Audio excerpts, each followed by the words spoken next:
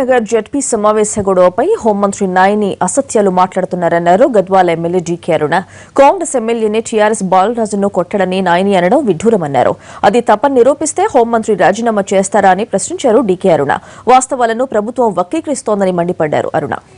TRS party MLA Congress party MLA పైన చేయి చేసుకోవడంతో ఒక రోజు దాదాపు 2 రోజులు నోరిప్పనటువంటి టీఆర్ఎస్ నాయకులు వాళ్ళ చేసిన తప్పును వాళ్ళు సమర్థించుకోవడానికి మళ్ళీ అబద్ధాలు ఆడడానికి వీళ్లకు నోరెట్లా వస్తుందని చెప్పి సందర్భాన్ని నేను ప్రశ్నిస్తా ఉన్నాను. నాయన నరసింహారెడ్డి గారు ఒక హోంమంత్రిగా ఉండి ఇంకా కేసు విచారణనే పూర్తి కాలేదు, విచారణనే ప్రారంభించలేదు ఎస్పీ గారు, జిల్లా ఎస్పీ గారు.